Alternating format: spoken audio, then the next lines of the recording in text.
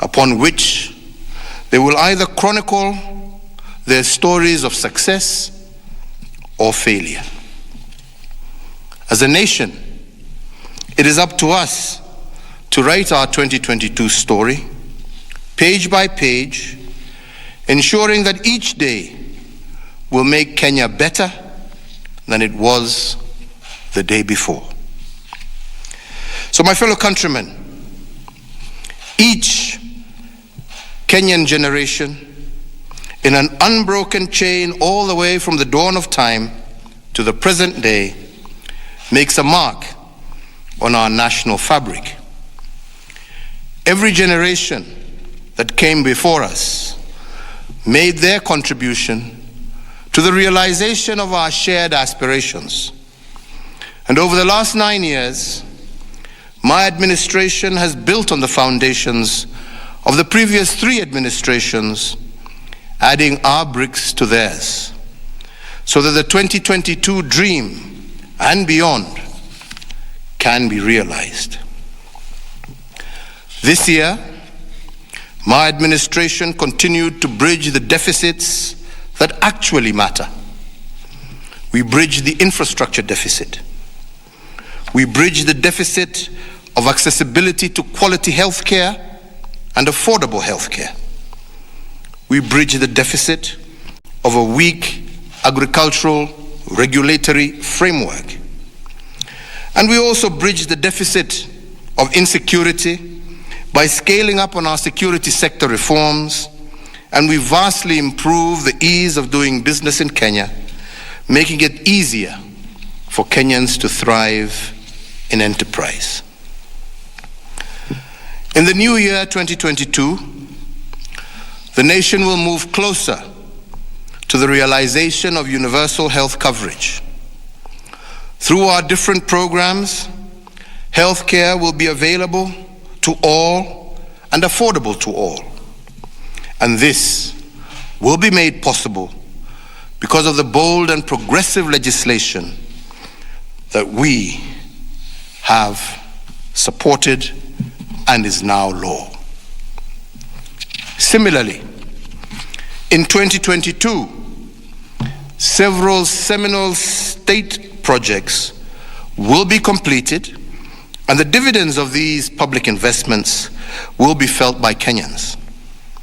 In the early part of 2022, for instance, the KBC infrastructure program will have delivered 10,000 new classrooms across the country, securing for our children a better environment for their education. Our landscape in the new year will also be redefined by the completion of the construction of major road arteries across every part of our nation. Notably, will be the iconic Nairobi Expressway that will be open for use in the first quarter of the new year. Away from Nairobi, we will also complete the Kisumu Mamboleo Road, the Eldoret Bypass, the Izibania Kisii Road, the Kibwezi Mtomo Kitui Migwani Road, the Garsen Witu Road, the Laisamis Ngurut Road, the Makutano Kacheliba Konyayo Road in West Pokot, the Gong Suswa Road, the Kenol Marwa Road, the Mombasa Roads infrastructure, the James Gishuru Rironi Road expansion, as well as the Mau Mau roads. In the new year, the significant progress we have made in affordable housing, food security, and the expansion of domestic manufacturing will become more visible. Also notable will be the upgraded defense and internal security capabilities. In fact, fellow Kenyans, we have laid a superlative foundation for our external and internal defense upon which future administrations can build on. In keeping with our commitment to conservation and enhancing our heritage of splendor, in 2022, the Greening Kenya campaign is expected to lead us closer to the realization of the goal of a minimum of a 10% forest cover for our nation. The campaign will achieve this by the planting of an additional 1 billion trees, and I urge every Kenyan to support this worthy initiative, as well as all others that target the greening of our country. Environmental conservation and regeneration have direct and immediate tangible benefits.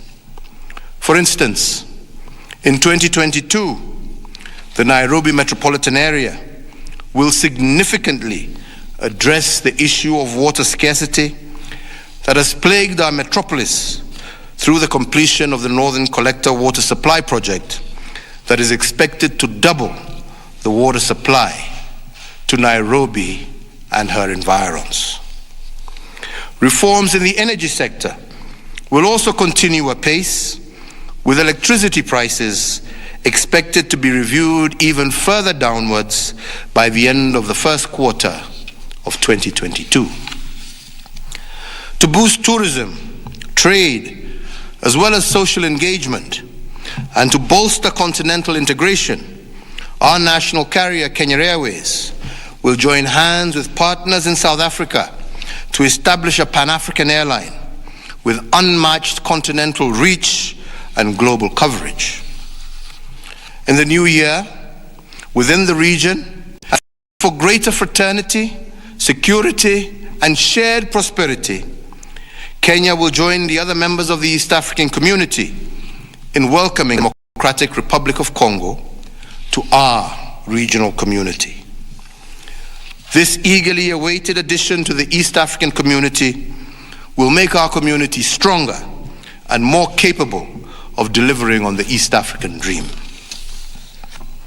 Globally, Kenya's leadership on the international stage and our advocacy for a more free, fair, prosperous, and inclusive world will continue.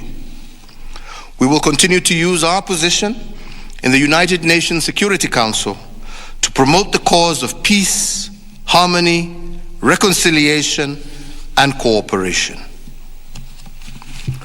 So, my fellow Kenyans, although we have built a strong foundation for generations to come, it is also important to note that we can destroy it in one single stroke.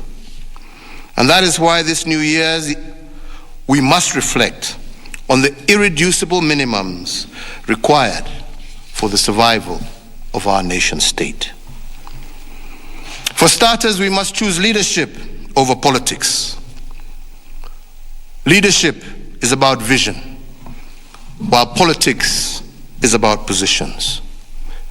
Leadership is about the next generation, whereas politics is concerned merely with the next election. Indeed, fellow Kenyans, our obsession with politics has only slowed down the realization of our potential as a people. I say so because the colonizers introduced a virus in our African political systems. They made us believe that the political kingdom was more desirable than the economic one. And this pursuit of the political kingdom has only enhanced poverty in Africa. We must, brothers and sisters, rethink this model. Since chasing the political kingdom is a relic of the colonial order, the new frontier for us in Kenya must be economic development, not hindered by, not contingent on politics. And there is empirical evidence worldwide to support this. Fellow Kenyans, despite COVID, for the last 5 years, we have recorded the most impressive growth in our economy. And this is because we separated the development agenda from politics. When we chose the path of peace and reconciliation over that of political strife and senseless competition, we gave our economy a chance to grow. In the second quarter of this year, I reported that our real GDP had grown by 10.1%. And the question on the lips of many was whether this unprecedented growth was sustainable. Today, I am equally happy to report that during the third quarter of this year, our real GDP grew by an impressive 9.9%. This means that the tempo of growth set by the second quarter has been sustained. It also means that in the last 6 months, our real GDP has grown by an average of 10%. And this was made possible because we separated the economic agenda from politics. If we keep this trajectory, brothers and sisters, of economic development without politics, our country has a very real chance of reaching unprecedented heights. The second irreducible minimum is that we must continue as a country to uphold a justice system that restores and not one that merely punishes. A system that heals, not one that deepens wounds. A system that seeks to improve the law, not to be enslaved by the law. More so because the law, without justice, is a national wound without cure. Thirdly, and to repeat a point that I have made before, we as Kenyans must choose the bold path over the popular path. We must choose the critical few who are bold over those who are not.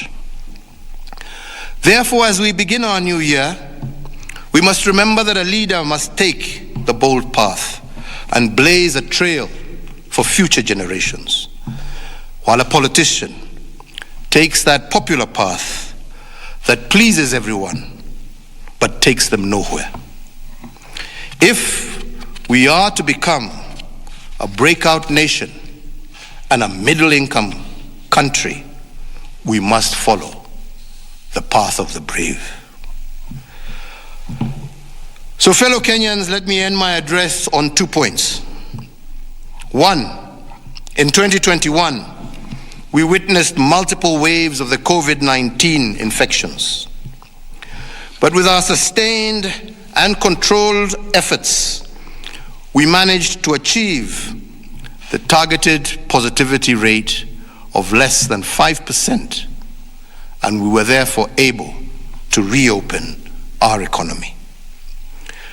But as it has happened across the globe, Kenya is today currently recording a surge of infections that started in mid-December, primarily fueled by the new Omicron variant. Despite its ease of transmissibility and infectiousness, thankfully, we are witnessing less severe infections, the majority of which need not be managed in our hospitals, but under well-established, home-based isolation and care systems. Our critical care facilities are therefore not strained, and we remain on high alert to ensure that this remains so. Today, as we speak, 39 people are admitted in various ICU facilities countrywide with COVID-19. Of these, 19 are on ventilators and 20 on supplemental oxygen. Our heightened surveillance systems and continued cautious approach has so far borne fruit, and it's a clear indication that we must not let our guard down, but continue to follow the health protocols that we have issued. In March 2021, we began vaccination against COVID-19 as an additional mitigation measure against the disease. To date, as a country, we have received 23 million doses of our assorted vaccines, and 10 million doses have been administered to our people. This means that we currently have over 13 million doses of the vaccine available countrywide. I today, on the eve of the new year, therefore appeal to all my fellow citizens who have not been vaccinated to turn out and receive this life-saving protection. Our government targets to vaccinate 30 million people by the end of December 2022. In the past few months, I am happy to note that we have witnessed an increase in vaccination rates, and so far 15% of our adult population is fully vaccinated. And to maintain immunity against the disease, my administration will shortly be rolling out a booster vaccine dose starting the 1st of January 2022 for those who have completed the primary vaccination series in the last 6 months. Once again, we shall begin the booster doses by prioritizing the healthcare workers, security personnel, teachers, those with coexisting medical conditions, and those above the age of 50. I call upon this population to present themselves from tomorrow at the nearest vaccination center for this critical third shot. The second and final thing that I wish to say today has to do with our education system. The education calendar for the year will kick off in earnest on the 3rd of January 2022. The 2022 academic year will feature 4 terms and not the usual 3, so as to recover from the time lost after the COVID-19 disruptions. Consequently, KCPE and KCSE exams will be administered in March and April of 2022, and also in November and December of 2022. So to all our learners, we appreciate that just like in the year 2021, the 2022 academic calendar will similarly be long and challenging. However, let 2022 be a year of destiny, of dreams becoming a reality, and for the laying of foundation for a much better future. And in that regard, I take this very early opportunity to wish all our examination candidates the very best in the upcoming year's examinations. So I conclude, fellow citizens, by saying that it is my prayer that 2022 will be a year where plenty will be found within our borders, a year where leadership will reign supreme over politics, a year of bold decisions as opposed to popular decisions, a year where justice will be our shield and defender, and the law will only serve as its tool.